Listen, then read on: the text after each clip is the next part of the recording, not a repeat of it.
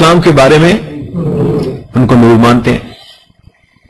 اب نبی علیہ السلام کو نور ماننا یہ غلط عقیدہ ہے. اس کا مختصر سا جواب، بہت چھوٹا چھوٹا جواب کہ جس میں آپ کو بحث میں نہ پڑنا پڑے. اگر کسی کو آپ نے سمجھانا ہو تو یوں سمجھانا کہ جی مخلوقات میں سے سب سے زیادہ اشرف کون ہے؟ اشرف المخلوقات کون؟ بتائیں بھائی، پھر بتائیں اشرف المخلوقات کون؟ تو بھائی فرشتے بنے نور سے، جن بنے نار سے، آگ سے، ایسے ہی ہے نا؟ اور انسان بنے تو اشرف المخلوقات کون؟ پھر بتائیں اشرف المخلوقات کون؟ تو اگر نبی علیہ الصلوۃ والسلام نور ہیں تو پھر اشرف المخلوقات کس کو ہونا چاہیے تھا؟ تو پھر انسان کو تو نہیں ماننا چاہیے. جو مانتا ہے کہ انسان اشرف المخلوقات ہیں تو وہ کیا مان رہا ہے دوسرے لفظوں میں؟ کہ نبی علیہ الصلوۃ والسلام بشر تھے، سید البشر تھے. نبی علیہ الصلوۃ والسلام کی وجہ سے ہی انسانیت کو شرف ملا. اگر ان کو ہی نور والی مخلوق کے حصے میں ڈال دیا تو پھر تو بھائی نور والی مخلوق اشرف ہو جائے گی نا، اسی کو ماننا پڑے گا. تو یہ بات سمجھ میں آ گئی کہ نبی علیہ الصلوۃ والسلام سید البشر ہیں اور ان کی وجہ سے ہی بشر کو فضیلت حاصل ہے. یہ بات سمجھ میں آ گئی. لہذا آپ نور نہیں، آپ کیا ہیں؟ لیکن اس بات کو کرنے میں کئی مرتبہ لوگ بے ادبی کے مرتکب ہو جاتے ہیں. یہ بات ہمیشہ ذہن میں رکھنا. نبی علیہ الصلوۃ والسلام کے بارے میں جب بھی بات کرنی پڑے ہمیشہ ڈر کے ادب کے ساتھ کرنا. ان تحبط اعمالکم وانتم لا تشعرون. اللہ فرماتے ہیں اگر میرے محبوب صلی اللہ علیہ وسلم کی آواز سے تمہاری آواز اوپر ہو گئی، تمہارے کیے ہوئے عملوں کو ہم ضائع کر دیں گے، تمہیں پتہ بھی نہیں چلے گا.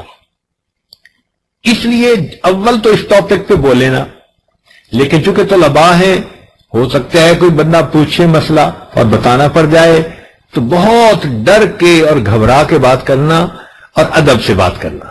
تو نبی علیہ الصلوۃ والسلام کیا ہیں؟ سید البشر ہیں. صرف بشر کا لفظ کہنے کے لیے کیا لفظ لگائیں؟ سید البشر ہے.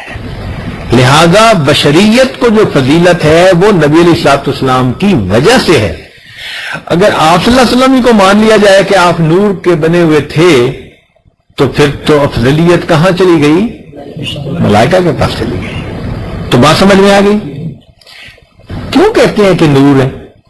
نبی صلی اللہ علیہ وسلم نے فرمایا اول ما خلق اللہ نوری، سب سے پہلے اللہ نے میرے نور کو پیدا فرمایا.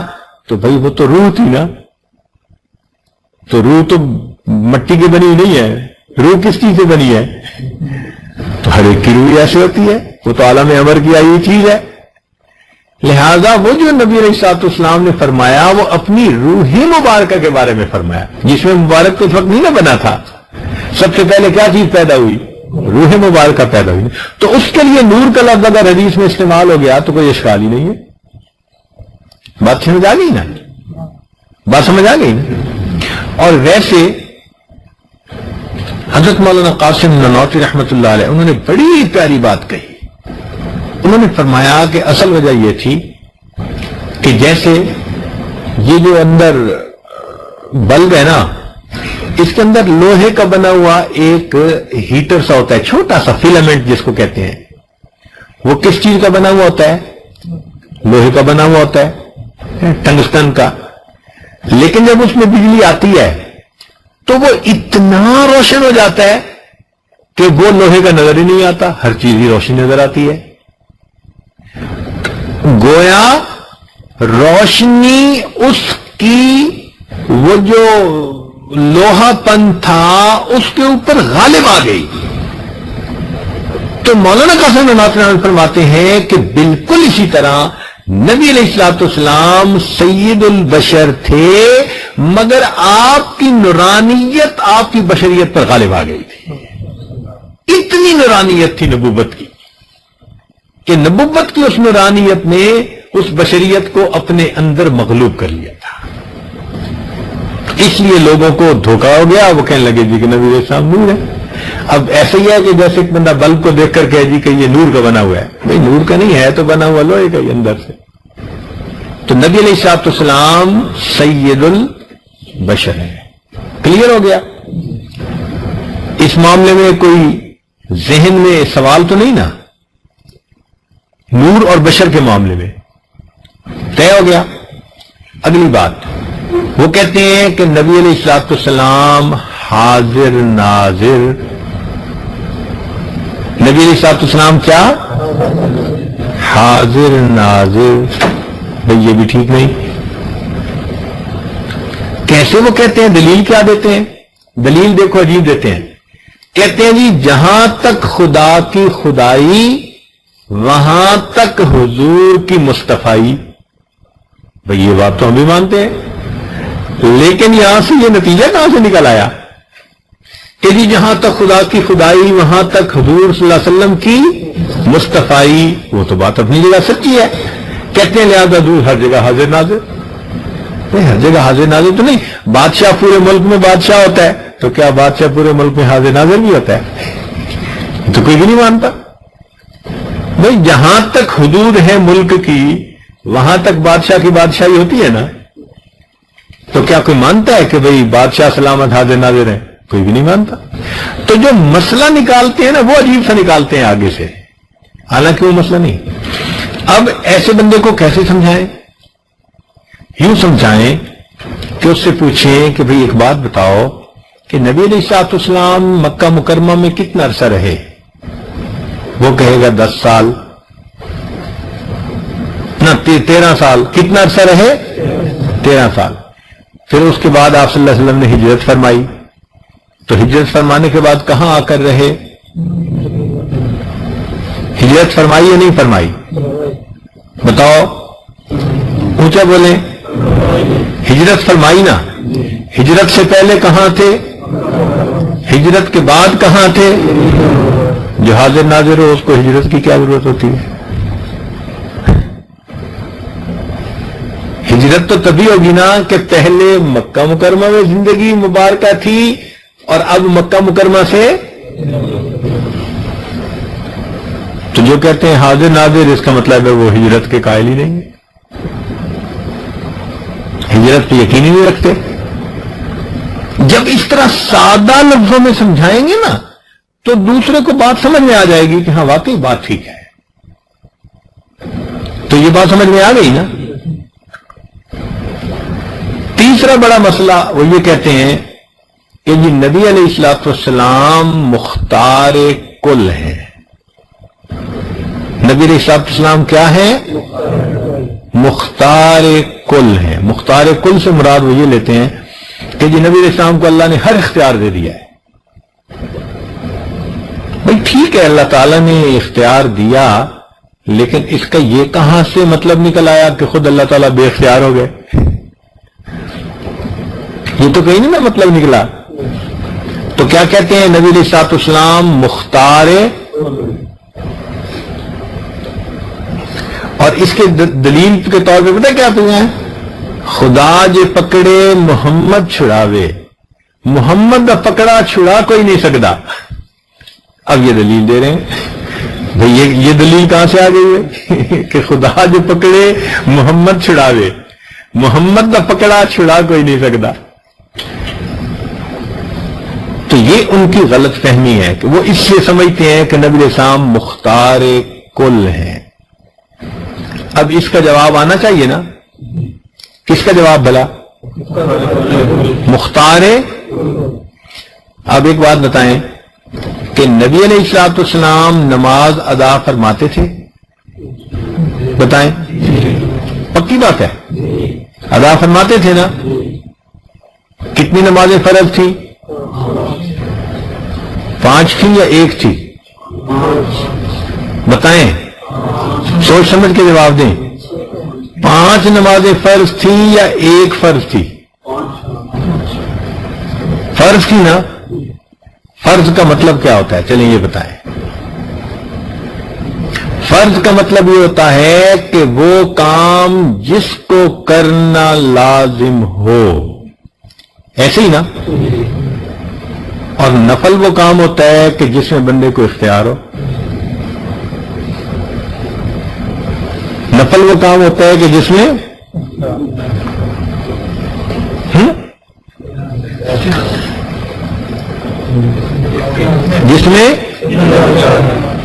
اختیار ہو. نہ کرنے والے کو اختیار ہو، چاہے تو وہ کرے اور چاہے تو وہ نہ کرے. تو نبی علیہ السلام پر جو 5 نمازیں تھیں یا چھٹی تہجد کی نماز تھی، یہ نمازیں کیا تھیں؟ تو فرض میں اختیار ہوتا ہے، تو مختار کل پھر کیسے ہوئے؟ بات سمجھ رہے ہیں نا؟ یا تو اگر مختار کل مانتے ہیں تو کہیں کہ نبی علیہ السلام نفل نمازیں پڑھتے تھے، نماز فرض نہیں تھی. اور اگر کہتے ہیں کہ جی فرض نماز تھی تو پھر اختیار نہیں تھا نا. بات سمجھ آ گئی کہ نہیں آ گئی؟ تو مختار کل والا مسئلہ بھی حل ہو گیا. ایک طالب علم نے یہ سوال پوچھا ہے کہ جی دلیل وہ یہ دیتے ہیں کہ نبی علیہ السلام کا سایہ مبارکہ نہیں تھا. سایہ مبارکہ کا نہ ہونا اس سے کوئی نور کا ہونا تو ثابت نہیں ہوتا. اس لیے کہ سایہ مبارکہ تو بادل کی وجہ سے بھی، چونکہ اکثر اوقات نبی علیہ السلام کے سر پر بادل سایہ کرتا تھا. اور ہم یہ کہتے ہیں کہ اللہ رب العزت نے اس سائے کو اس لیے نہ بنایا کہ کہیں کسی امتی کا پاؤں سایہ مبارک پہ نہ پڑ جائے. اللہ کو اپنے حبیب سے اتنی محبت تھی کہ کوئی بے ادبی کا مرتکب نہ ہو جائے، ورنہ جوتوں والے پاؤں سائے پہ آتے تو کیا ہوتا. اس لیے اس سے یہ دلیل بنا لینا کہ نبی علیہ الصلوۃ والسلام نور ہیں، یہ تو کہیں سے سمجھ میں بات نہیں آتی. تو ایک کہتے ہیں کہ نبی علیہ الصلوۃ والسلام نور ہیں، اس کی دلیل بھی آپ کو سمجھ لگ گئی کہ آپ صلی اللہ علیہ وسلم سید البشر ہیں. اور دوسری دلیل کہ نبی علیہ السلام حاضر ناظر ہیں، تو ہجرت کے مسئلے سے یہ بات بھی سمجھ میں آ گئی کہ حاضر ناظر نہیں ہے. تیسری بات کہ مختار کل ہیں، تو فرض نماز کے مسئلے سے یہ بات بھی سمجھ آ گئی. اور چوتھی بات کہتے ہیں کہ نبی علیہ السلام عالم الغیب ہیں. نبی علیہ السلام عالم اور پھر یہ بھی نہیں کہتے کہ عالم الغیب ہیں تو یہ علم کلی ہے یا جزوی ہے. کہتے ہیں کہ علم غیب ذاتی ہے، کلی ہے. یہ مزے کی بات ہے. دیکھیں بھائی، جو علم نبی علیہ السلام کو ملا وہ کس نے دیا؟ قرآن کہہ رہا ہے وَعَلَّمَكَ مَا لَمْ تَكُنْ تَعْلَمْ. تو معلوم ہوا یہ ذاتی. تو اگر کوئی کہے کہ ذاتی ہے تو ہم قرآن کی آیت بتائیں گے کہ اللہ فرما رہے ہیں وَعَلَّمَكَ مَا لَمْ تَكُنْ، جو آپ نہیں جانتے تھے اللہ نے آپ کو بتایا. اللہ نے آپ کو بتایا. اللہ اکبر. تو معلوم ہوا کہ ذاتی نہیں، یہ اللہ کی عطا ہے، اللہ کی دین ہے. اور دوسری بحث رہ گئی کہ کلی یا جزوی. تو ہم کہتے ہیں کہ جزوی تو علم اللہ نے دیا. دلیل وہ کہتے ہیں جی نبی علیہ السلام نے قیامت کی نشانیاں بتائیں، آنے والے وقت کی باتیں بتائیں، غیب کی خبریں بتائیں. بھئی غیب کی خبریں بتائیں تو اللہ نے جو بتائیں وہی آگے بتائیں. تو اگر جزوی طور پر اللہ نے کچھ بتا دیا تو یہ تو نبوت کی منصب شان کے مطابق ہے. باقی یہ بات کہ کوئی کہے کہ جی کلی علم تھا، تو کلی علم تو نہیں تھا. دیکھیں اللہ تعالیٰ قرآن مجید میں فرماتے ہیں کہ اے میرے پیارے حبیب وما علمناہ الشعر وما ينبغي له، اور ہم نے ان کو شعر کا علم نہیں دیا اور وہ آپ کی شان نشان دی. تو شعر کا علم نبی علیہ السلام کے پاس تھا. تو جب علم نہیں تھا تو کلی کا لفظ بھی استعمال نہیں کر سکتے. تو علم غیب کے بارے میں دو لفظ استعمال کرتے ہیں کہ کیا تھا، ذاتی تھا، اس بارے میں بھی آیت مل گئی. اور جو کہتے ہیں کلی تھا تو اس بارے میں بھی وَمَا عَلَّمْنَاهُ الشِّعْرَ، یہ بھی آیت بتا رہی ہے. تو معلوم ہوا کہ اس معاملے میں بھی پتہ صاف ہو گیا. تو یہ 4 بنیادی مسئلے ہیں. اس 4 کے بعد جو باقی ہیں نا وہ چھوٹی چھوٹی باتیں ہیں اور بے وقوفوں والی باتیں ہیں بیچاروں کی.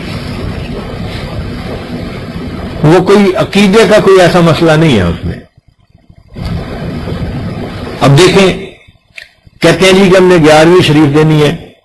بھائی اصل میں جو 11ویں یہ ہوتی ہے وہ اللہ کے نام کا صدقہ دیا جاتا ہے. اللہ کے نام پر صدقہ دے دو بھائی، اور اس کا ثواب کسی بزرگ کو پہنچا دو، اتنی سی بات ہے. تو بھائی اس کو تو ہم بھی مانتے ہیں.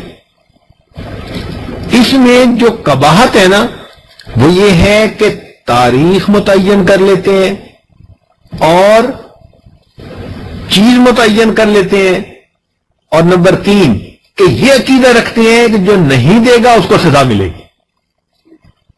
یہ 3 چیزیں اس چیز کو حرام کر دیتی ہے. اگر کوئی مہینے کے 30 دن صدقہ کرے تو اس کو اجازت ہے. 11ویں کیوں ضروری ہے بھائی؟ 10ویں کو کرو، 12ویں کو کرو، 13ویں کو کرو، تم متعین کیوں کر لیتے ہو؟ نتیجہ یہ ہوتا ہے کہ آج لاہور میں 11ویں کو دودھ ہی نہیں ملتا چائے پکانے والوں کو. تو تاریخ کا تعین یہ بھی ٹھیک نہیں.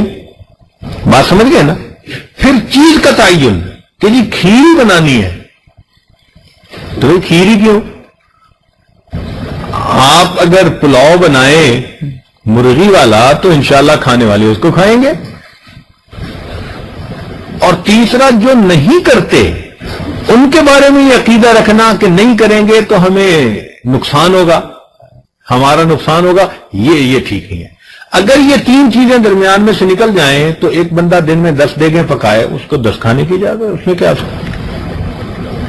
کیونکہ اصل مسئلہ تو ایصال ثواب ہے نا. ایصال ثواب تو جائز ہے، مگر اس ایصال ثواب پر جو یہ 3 شرطیں لگا دیتے ہیں وہ شرطوں کی وجہ سے وہ ناجائز بن جاتا ہے. بات سمجھ آ گئی؟ تو اس قسم کے چھوٹے چھوٹے ان کے ساتھ مسئلے ہیں. باقی اب انہوں نے آ کے تھوڑا اس مسئلے کو اور زیادہ ہوا دینے کی کوشش کی ہے. چنانچہ مدینہ بھائی کیا حال ہیں، وہ اب مدینہ بھائی بن گئے ہیں سارے کے سارے ماشاءاللہ. لیکن ہمارا ان کے ساتھ ایک